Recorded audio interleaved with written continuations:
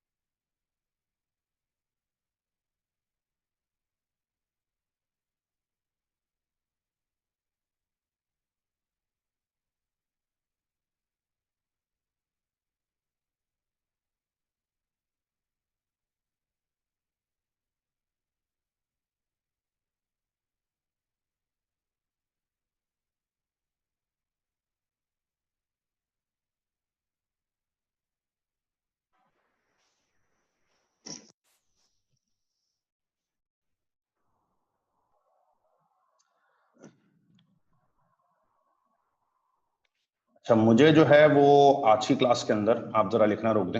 अपने लेबर के चैप्टर को कंप्लीट करना है, ठीक है। और लेबर के चैप्टर को हम कंप्लीट इस तरह करेंगे कि दो छोटी सी बातें रह गई वो आपको कराऊंगा और बात हमारी खत्म हो जाएगी। देखें जरा एक रिव्यू करें कि अभी तक हमने लेबर के चैप्टर के अंदर अपनी क्या क्या चीजें जो है वो पढ़ ली है। लेबर के चैप्टर के अंदर अभी तक हमने क्या क्या चीजें अपनी पढ़ ली है, ठीक है। देखो, इस चैप्टर को हमने स्टार्ट किया था सबसे पहले पीस वर्क से, फिर टाइम सेव बोनस सिस्टम से, फिर ओवर टाइम और उसका ट्रीटमेंट, देन उसके बाद आइडल टाइम ओवर टाइम में इनकॉर्पोरेट हुआ, देन उसके बाद एफिशिएंसी कैपेसिटी एक्टिविटी रेशोस पढ़े, देन कल लेबर टर्नओवर रेशो पढ़ा और आज फाइनल चीज रह गई है आइडल टाइम रेशो और लेबर टर्नओवर की कुछ थ्योरी। अच्छा, कल की क्लास में आपने जो लेबर टर्नओवर रेशो पढ़ा तो हमने कहा लेबर टर्नओवर रेशो होता क्या है। लेबर टर्नओवर रेशो ये होता है कि ऑर्गेनाइजेशन में वर्कर्स के आने जाने की प्रोपोर्शन क्या रही है। लेबर टर्नओवर रेशो क्या होता है कि ऑर्गेनाइजेशन में वर्कर्स के आने जाने की मूवमेंट की प्रोपोर्शन क्या रही है। जो भी वर्कर्स के आने जाने की मूवमेंट की प्रोपोर्शन है ना, उसे हम नाम देते हैं लेबर टर्नओवर रेशो का। अच्छा, कल आपने इसको निकाल भी लिया, replacements over average number of employees into 100, average फॉरन है आपके पास, opening closing adapted by 2। Replacement के लिए टिक बताइए आपको कि इन आउट लो, एक चीज जीवी होती है, दूसरी चीज आपको ढूंढनी है और हेंस लेबर टर्नओवर रेशो आ गया, ठीक है। अच्छा, अब उसके बाद जो है हमारे पास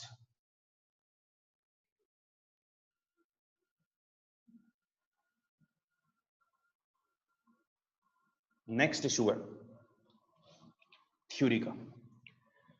देखो, थ्योरेटिकली आपको पता होना चाहिए कि लेबर टर्नओवर रेशो इदारे का कम से कम होना चाहिए, as low as possible. Labour turnover ratio के वर्कर्स के आने जाने का क्या सिलसिला है, तो भाई वर्कर्स के आने जाने का सिलसिला कम से कम होना चाहिए, लेबर टर्नओवर रेशो कम से कम होना चाहिए। क्वेश्चन पूछता है क्यों लेबर टर्नओवर रेशो क्यों कम होना चाहिए। देखो, लेबर टर्नओवर रेशो इसलिए कम होना चाहिए क्योंकि लेबर टर्नओवर के साथ कुछ अटैच्ड कॉस्ट होती हैं जिन्हें हम कहते हैं कॉस्ट ऑफ लेबर टर्नओवर। इदारे का लेबर टर्नओवर रेशो इसलिए कम होना चाहिए क्योंकि इसके साथ कुछ अटैच्ड कॉस्ट होती हैं जिन्हें हम क्या कहते हैं बेटा, cost of labour turnover. Organisation का लेबर टर्नओवर रेशो क्यों कम होना चाहिए, क्योंकि उसके साथ कुछ अटैच्ड कॉस्ट हैं जिन्हें हम कहते हैं कॉस्ट ऑफ लेबर टर्नओवर। इन्हें दो कैटेगरीज में डिवाइड किया जाता है, ठीक है। एक कैटेगरी है प्रिवेंटेटिव कॉस्ट और एक कैटेगरी है replacement cost. Labour turnover ratio कम से कम होना चाहिए क्योंकि इसके साथ कुछ अटैच कॉस्ट हैं जिन्हें हम कहते हैं कॉस्ट ऑफ लेबर टर्नओवर। ये दो कैटेगरीज में डिवाइड की जाती है, प्रिवेंटेटिव कॉस्ट, रिप्लेसमेंट कॉस्ट। अब सर ये प्रिवेंटेटिव कॉस्ट क्या होती है। देखो, प्रिवेंट मींस रोकना, प्रिवेंट मींस रोकना। बेटा, प्रिवेंटेटिव कॉस्ट वो कॉस्ट होती है जो वर्कर को रोकने के लिए बेयर की जाती है। प्रिवेंटेटिव कॉस्ट वो कॉस्ट होती है जो वर्कर को रोकने के लिए बेयर की जाती है। सर एग्जांपल दे दो, सैलरी बढ़ा दी ताकि वर्कर रुके जाए ना, बोनस दे दिया, अलाउंसेस दे दिए। बेटा, ये सब क्यों बेयर की जा रही हैं, वर्कर को रोकने के लिए। बताओ, वर्कर की सैलरी क्यों बढ़ाई जाती है, बोनसेस क्यों दिए जाते हैं, ताकि वो रुके दारे, मोटिवेटेड रहे। These are called preventative cost. अच्छा, रिप्लेसमेंट कॉस्ट क्या होती है। रिप्लेसमेंट कॉस्ट होती है रिप्लेस करने के लिए, नए वर्कर को लाने के लिए जो बेयर की जाती है। लाइक उसको ट्रेनिंग दी जा रही है, लाइक इंटरव्यू सेट हो रहा है, एड दी जा रही है अखबार में कि हमें वर्कर चाहिए, 10-20 हजार रुपए एड पे खर्च हो गए। अब बताओ, ये जो एडवर्टाइजमेंट पे खर्चा हो रहा है, इंटरव्यू पे खर्चा हो रहा है, ट्रेनिंग पे खर्चा हो रहा है, पुराने वर्कर को रोकने के लिए थोड़ी हो रहा है। नहीं, ये जो ट्रेनिंग दी जा रही है, इंटरव्यूज कंडक्ट हो रहे हैं, एडवर्टाइजमेंट हो रही है, ये इसलिए थोड़ी हो रही है कि जो है वो पुराने वर्कर्स को रोका जाए। ये तो नए को लाने पे बेयर की जा रही है। These are called replacement cost. Repeat, एक ऑर्गेनाइजेशन का लेबर टर्नओवर रेशो कम से कम होना चाहिए। एक ऑर्गेनाइजेशन का लेबर टर्नओवर रेशो कम से कम होना चाहिए। सर क्यों कम से कम होना चाहिए, क्योंकि लेबर टर्नओवर के साथ कुछ अटैच कॉस्ट हैं जिन्हें हम कहते हैं cost of labour turnover. Organisation का लेबर टर्नओवर रेशो कम से कम होना चाहिए क्योंकि लेबर टर्नओवर रेशो के साथ कुछ अटैच कॉस्ट हैं जिन्हें हम क्या नाम देते हैं बेटा, कॉस्ट ऑफ लेबर टर्नओवर, ठीक है। अच्छा, इन कॉस्ट को दो ब्रॉड कैटेगरीज में डिवाइड किया जाता है। एक कैटेगरी कहलाती है प्रिवेंटेटिव कॉस्ट और एक क्या कहलाती है बेटा, रिप्लेसमेंट कॉस्ट। सर दोनों में फर्क क्या। देखो, प्रिवेंटेटिव कॉस्ट वो कॉस्ट होती है जो पता है क्यों बेयर की जाती है। ताकि वर्कर को प्रिवेंट किया जा सके, रोका जा सके कि वो दायरा छोड़ के ना जाए। These are called preventative cost. Replacement cost पता है क्या होती है? रिप्लेस करने के लिए, नए वर्कर को लाने के लिए बेर की जाती है कि वर्कर चला गया, नए को लाने के लिए जो कॉस्ट बेर की जा रही है ना, वो क्या है बेटा? Replacement cost. ठीक है। ऑर्गेनाइजेशन का लेबर टर्नओवर रेशो कम से कम होना चाहिए। लोग पूछते हैं क्यों कम से कम होना चाहिए भाई? क्योंकि लेबर टर्नओवर के साथ कुछ अटैच कॉस्ट होती है जिन्हें हम क्या नाम देते हैं बेटा? Cost of labour turnover. In cost को हम दो ब्रॉड कैटेगरीज में डिवाइड करते हैं। एक कैटेगरी कहलाती है प्रिवेंटेटिव कॉस्ट और एक कैटेगरी कहलाती है रिप्लेसमेंट कॉस्ट। सर दोनों में फर्क क्या है? बेटा प्रिवेंटेटिव कॉस्ट वो कॉस्ट हैं जो इसलिए बेर की जाती हैं ताकि वर्कर को प्रिवेंट किया जा सके, रोका जा सके कि वो इदारा छोड़ के ना जाए। सैलरी बढ़ा दी, बोनस दे दिया, ये सब प्रिवेंटेटिव कॉस्ट है। ठीक है। रिप्लेसमेंट कॉस्ट जो वर्कर को रिप्लेस करने के लिए बेर की जाती है, लाइक ट्रेनिंग, इंटरव्यू, एड दे दिया अखबार में, ये सब नए वर्कर को लाने के लिए बेर की जाती है। ठीक है। ऑर्गेनाइजेशन अच्छी तरह जानती है वर्कर छोड़ के जाने का सोचेगा भी ना, वर्कर छोड़ के जाने का सोचेगा भी, या तो उसको रोकना पड़ जाएगा, प्रिवेंटेटिव कॉस्ट आएगी, या वो चला गया तो नए को लाना पड़ जाएगा, रिप्लेसमेंट कॉस्ट आएगी। इसलिए इदारे चाहते हैं वर्कर जाए ना, हेंस लेबर टर्नओवर रेशो कम से कम रहे। भाई सोचो ना, वर्कर ऑर्गेनाइजेशन का लेबर टर्नओवर रेशो क्यों कम होना चाहिए? ऑर्गेनाइजेशन जानती है वर्कर ने जाने का सोचा भी ना, या तो हाथ पैर जोड़ के रोकना पड़ जाएगा, सैलरी बढ़ाई, बोनस दे दिया, प्रिवेंटेटिव कॉस्ट, या चला गया तो नए को लाना पड़ जाएगा, रिप्लेसमेंट कॉस्ट। इसलिए इदारे चाहते हैं वर्कर्स जाए ना छोड़ के, और हेंस हमारा लेबर टर्नओवर रेशो कम से कम रहे। ठीक है। तो इसकी कैलकुलेशन तो आपने लास्ट क्लास में कर ली थी, लेबर टर्नओवर रेशो निकालना। ये थ्योरी भी पूछी जा सकती है। प्रिवेंटेटिव कॉस्ट जो प्रिवेंट करने के लिए बेर की जाती है, और रिप्लेसमेंट जो नए को लाने के लिए बेर की जाती है। ठीक है।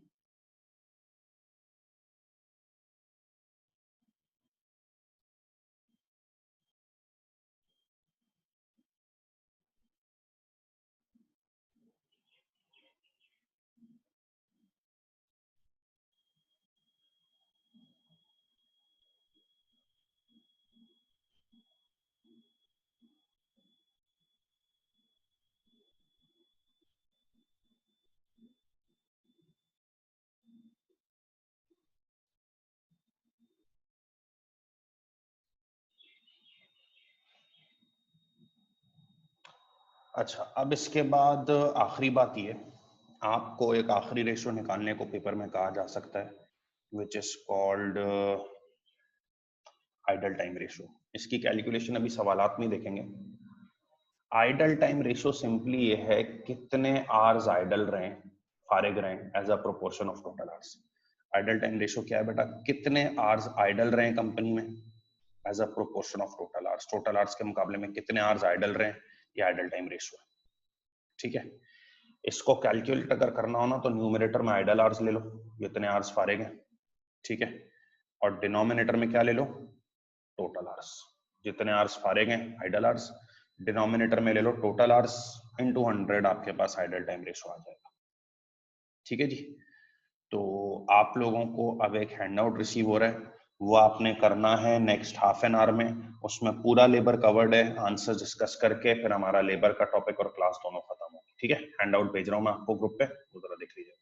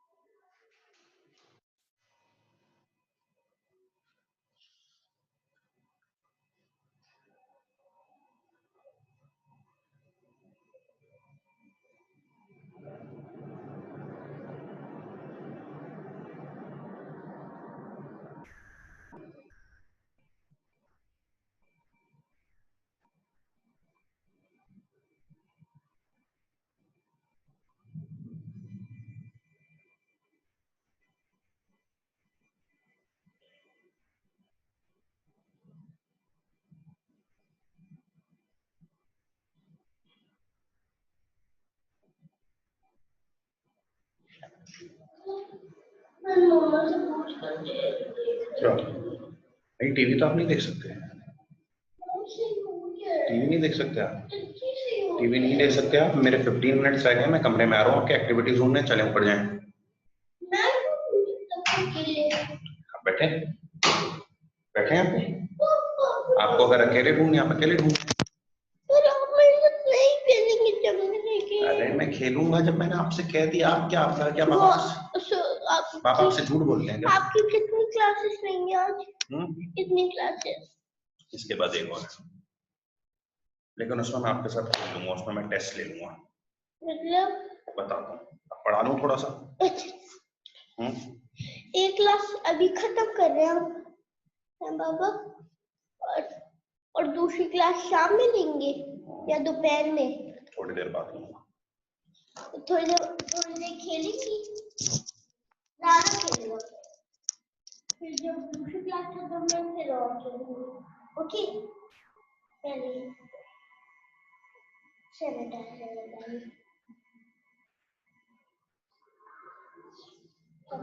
मैं कोशिश करता हूँ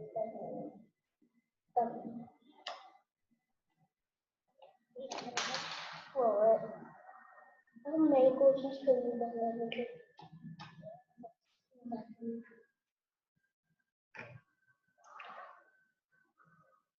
तो फिर मैं जल्दी से क्लास करूँगी।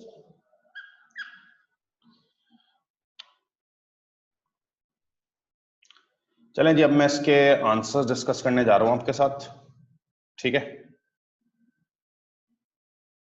पहले हम बात करते हैं क्वेश्चन नंबर 1, 2, 3 की। आप देखिए आपके ये सही हुए गलत हुए, फिर हम आगे बात करेंगे।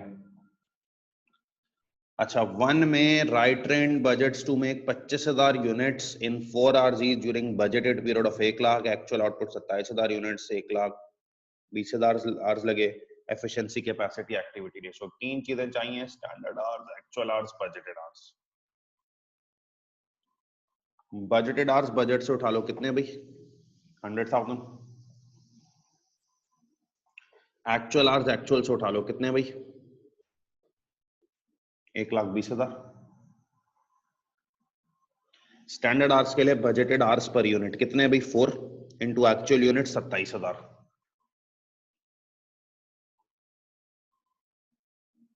1,08,000।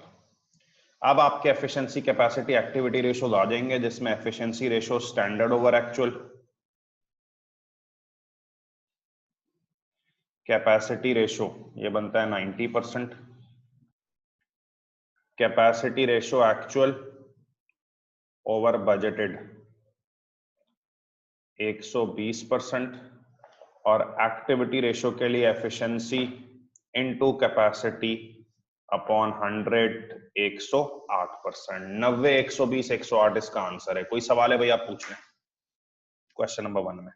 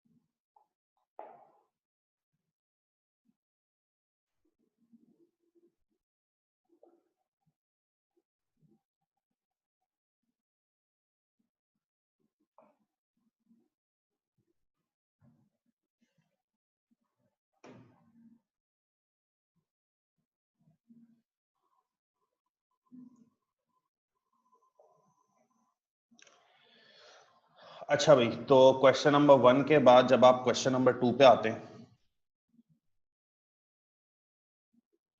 a company makes a product for which standard labor time is 2 hours, budgeted production 820, production staff 380 units बना सका, staff were paid for 800 hours, 20 hours were lost due to shortage, calculate efficiency ratio। अब ये जरा गौर से देखना, देखो efficiency ratio का हमने तुम्हें फॉर्मूला क्या पढ़ा है,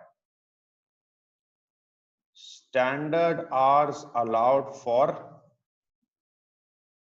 actual production divided by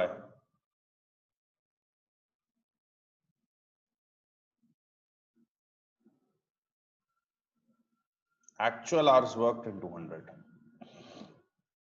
standard hours allowed for actual production by actual hours into 100। सिर्फ एफिशिएंसी रेशियो निकालना है। देखो standard hours allowed for actual production तुमने सीखा हुआ है, budgeted hours per unit into actual units produced, 760 hours. अच्छा नीचे है ना एक्चुअल आवर्स वर्कड आता है। अब आपने अगर किसी ने 800 लिया ना तो वो गलत कर रहा है, 800 है, staff were paid for 800 hours. नीचे एक्चुअल आवर्स पेड नहीं आता, एक्चुअल आवर्स वर्कड आता है, ठीक है। तो एक्चुअल आवर्स पेड 800 दिए हुए, आपको डिनोमिनेटर में फॉर्मूले में एक्चुअल आवर्स वर्क लिखवाया हुआ है, 800 आवर्स पेड है लेकिन 20 घंटे आइडल हो गए, जाया हो गए ड्यू टू प्रोडक्शन शॉर्टेजेस। तो आप बताइए अगर 800 घंटे पेड हुए और 20 जाया हो गए ड्यू टू शॉर्टेज, तो वर्क आवर सिर्फ पता है कितने होंगे, 780। और इससे आपके पास आंसर आ जाएगा 97.4%। ठीक है जी। तो इन दोनों सवालात में अगर कोई इशू है तो आप मेरे से पूछ सकते हैं, बाकी फिर इसमें आगे।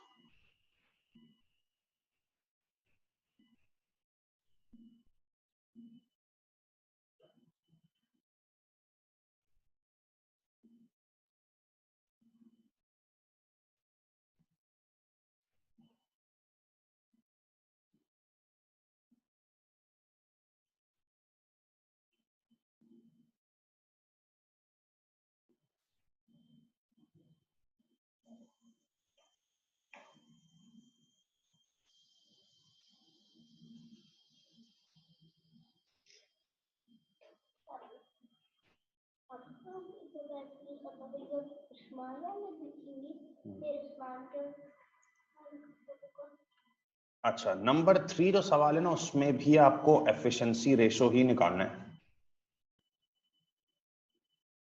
उसका जरा सिलसिला देख लीजिएगा।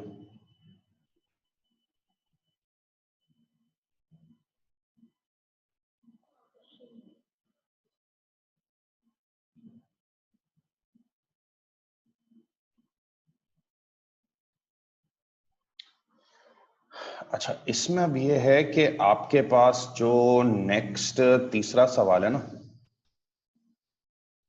उसमें भी एफिशिएंसी रेशियो पूछा जा रहा है। A company had plan to produce 5200 units. Plan कहते हैं किसमें बेटा? बजट को।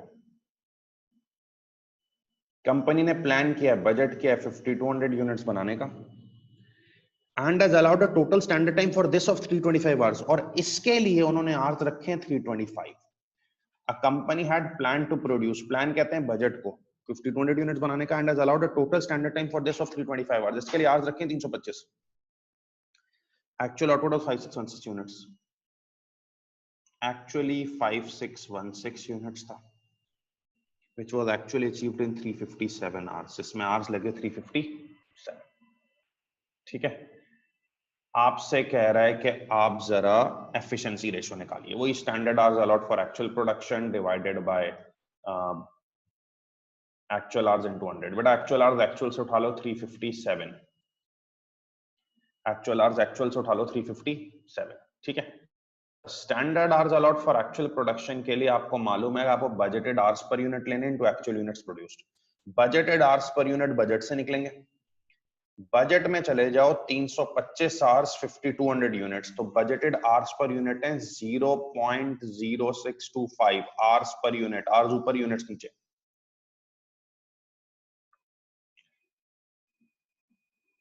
Into actual units produce, actual से उठा लो 5616 यूनिट्स, ये बनेंगे 351 आवर्स, और इससे आपका आंसर बनेगा 98.3%। ऊपर वाले सवाल में एक बच्चा पूछ रहा है 780 आवर्स कैसे आए, तो बेटा देखो डिनोमिनेटर में जो फॉर्मूला बताया उसमें एक्चुअल आवर्स वर्कड आते हैं, जो फॉर्मूला कल आपको लिखवाया ना उसमें एक्चुअल आवर्स वर्कड आते हैं। इधर staff were paid for 800 hours लिखा हुआ है, 800 आवर्स पेड है, तो आवर्स वर्कड आपके पास 20 घंटे जो जाया हो गए वो माइनस होके आएंगे, 780 बचेंगे। ठीक है, पहले 3 सवाल एफिशिएंसी, कैपेसिटी, एक्टिविटी रेशियो के थे भाई, हमने वो कर लिया।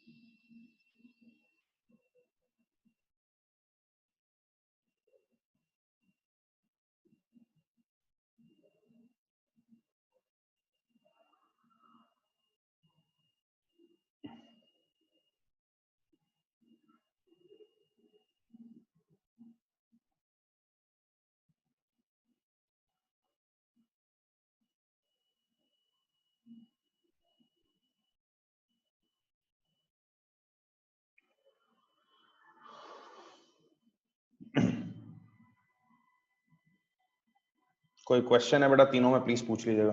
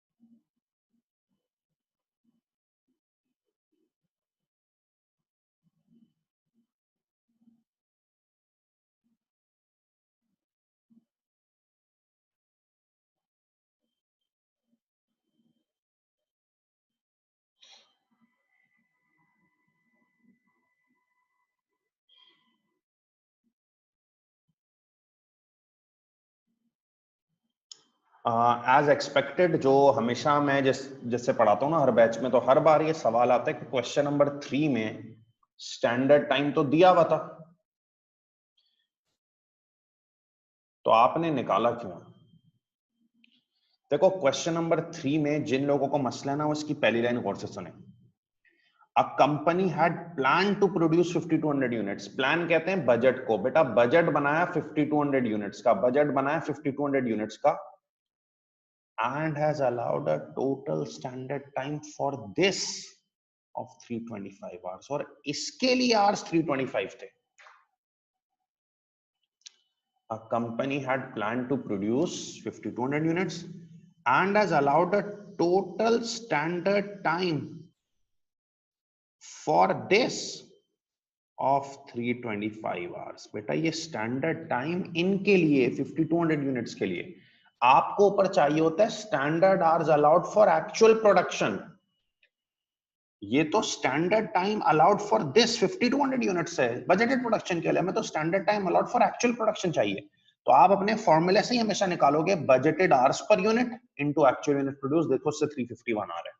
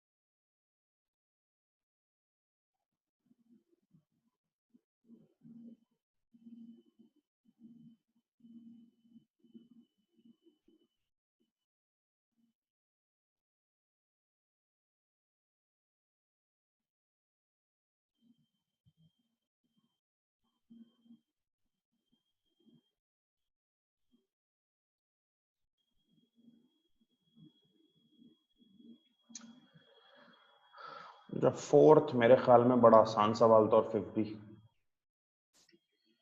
बेटा 600 यूनिट्स पे 0.4 है, 650 पे 0.5, 650 प्लस पे 0.75, 660 यूनिट्स बनाए ग्रॉस पे। तो बेटा आपको डिफरेंशियल पीस वर्क में बताया गया स्लैब सिस्टम। पहला स्लैब 600 यूनिट्स का है 0.4 240, अगला स्लैब 50 यूनिट्स का है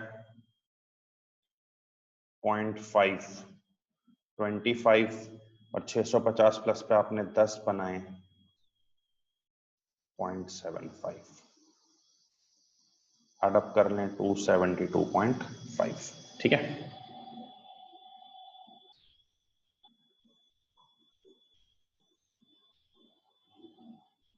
क्वेश्चन 5 देखो, एन एम्प्लॉय इज पेड $4 पर पीसवा कार। एम्प्लॉय का रेट 4 पर आ नहीं है, 4 पर पीसवा कार है। अभी पीसवा का क्या होता है आगे पता लगेगा। एम्प्लॉय का रेट 4 पर पीसवा कार है, इन 25 आरवी की प्रोड्यूस द फॉलोइंग आउटपुट।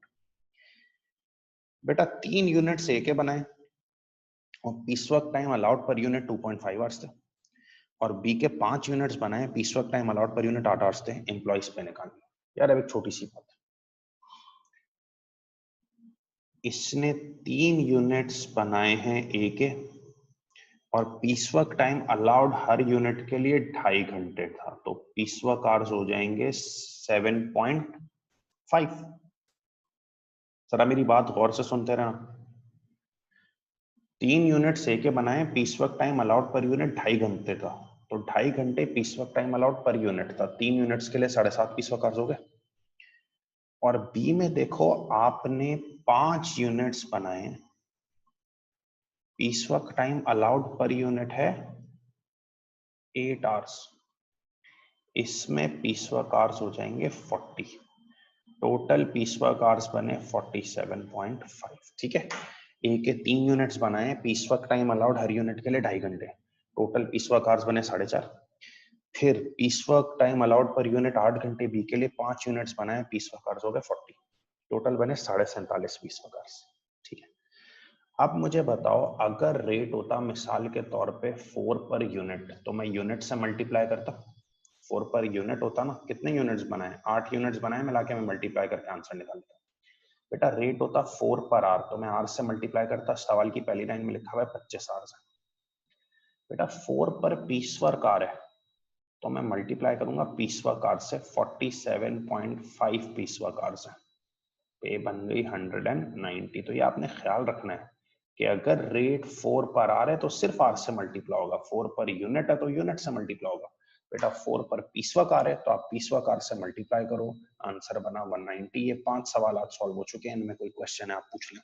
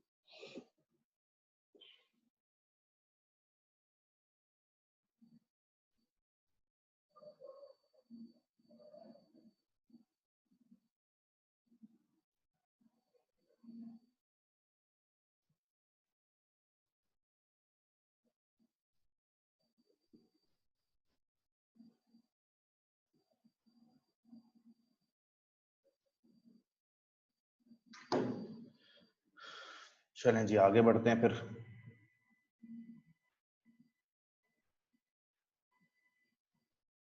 वे देख रहे हैं आपका एक एक टॉपिक रिवाइज हुआ जा रहा है। पीस वर्क क्या है, एफिशिएंसी, कैपेसिटी, एक्टिविटी रेशियो क्या आ गया, टाइम सेव बोनस क्या आ रहा है, 6।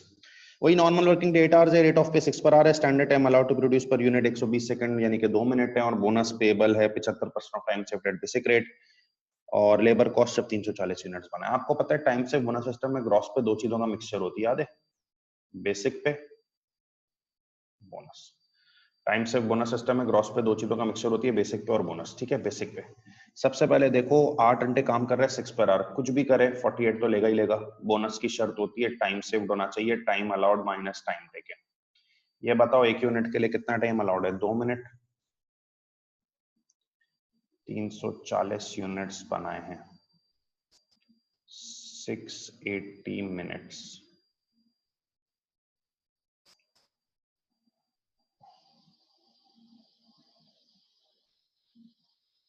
11.33 आवर्स टाइम अलाउड होगा, टाइम टेकन 8 आवर्स है, तो बेटा 3.33 आवर्स टाइम सेव हुआ।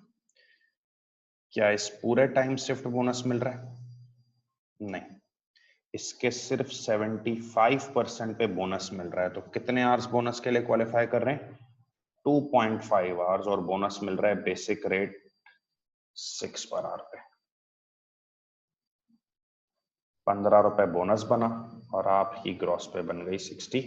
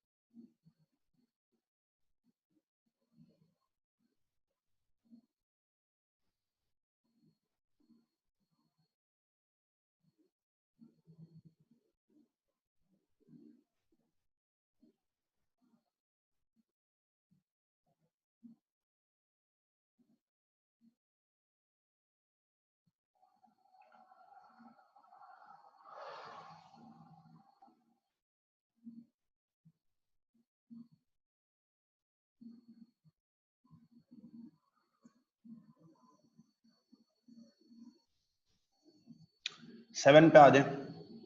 A company pays its worker a basic wage of 8.5 per hour plus a bonus. Bonus is calculated as time allowed minus time taken into basic rate over 3. Time allowed is 2.4 minutes per unit.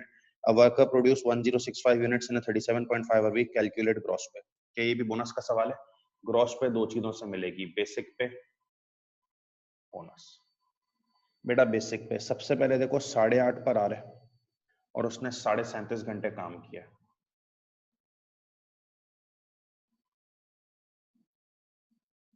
कुछ भी extra काम ना करे ना तब भी basic पे हो जाएगी 318.75। अच्छा बोनस मिलेगा। अच्छा उसने बोनस बताया, bonus is calculated as, bonus तुम ऐसे कैलकुलेट करो, time allowed minus time taken into basic rate per hour upon 3। उसने बोला है bonus is calculated as time allowed minus time taken into basic rate upon 3।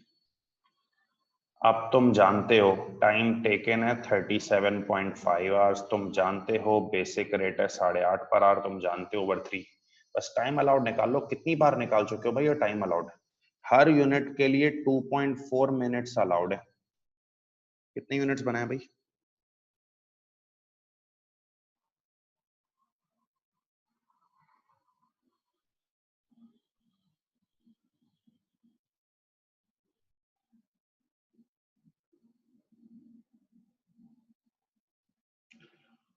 To double 556 divided by 60 कर दो। 42.6 hours time allowed है minus time taken 37.5 into basic rate 8.5 over 3। 14.45 bonus बनता है और इससे ग्रॉस पे 333.2। इस बार सवाल में उसने बोनस का अपना फॉर्मूला बताया कि आप बोनस इस तरीके से निकालो।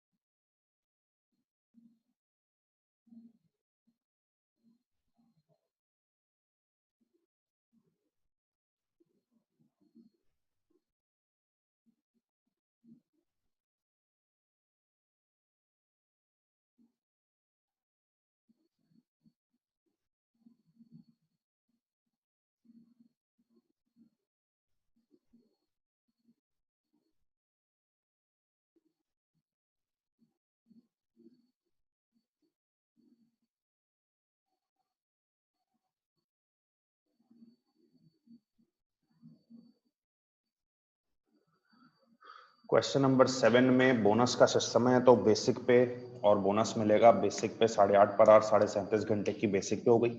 बस फर्क केस में इसने खुद बोला है bonus is calculated as, bonus ऐसे कैलकुलेट करो। जब सवाल ने बोल दिया ऐसे कैलकुलेट करो तो तुम अपनी मर्जी नहीं चला सकते। Time allowed minus time taken into basic rate upon 3। Basic rate 8.5 है अपॉन 3। सवाल ने बोला है टाइम टेकन तुम्हें पता है 7.5 घंटे। बस टाइम अलाउड लिया हुआ तुम्हें कई बार निकालना सिखाया हुआ टाइम अलाउड के यार। एक यूनिट के लिए 2.4 मिनट्स हैं, तो 1065 यूनिट्स में 2556 minutes divide by 60, 42.6 hours allowed है। बोनस आपने फॉर्मूले से निकाल लिया।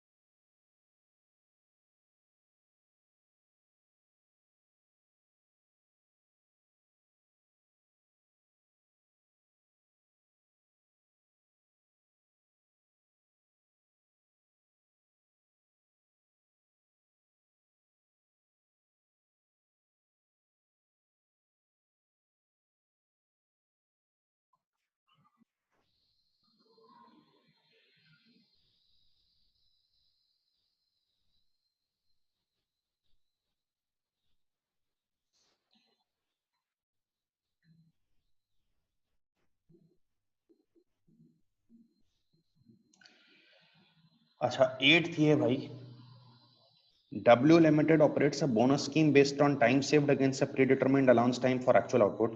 In week 6 an operative produced 750 units of hour per hour.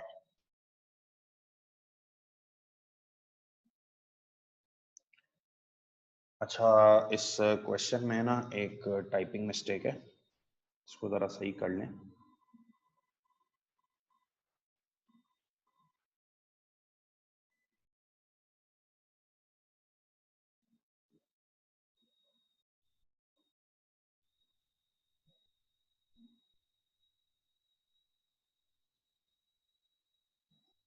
ये जरा लिख लें, ये स्टेटमेंट जरा इसमें थोड़ी सी गलत हो गई है, इसको सही कर लें।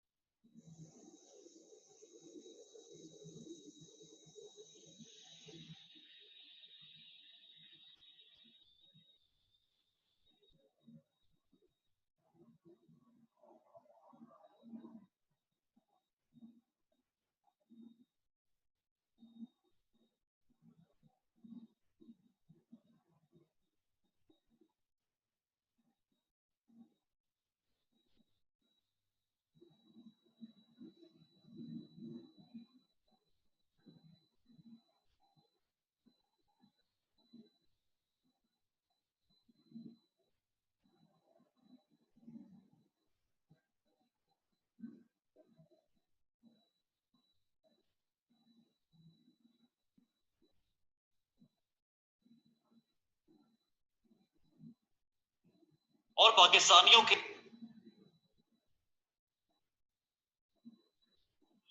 अस्सलामुअलैकुम सर ये पूछना था कि रमजान में क्या टाइमिंग हुआ करेगी क्लास की हमारी।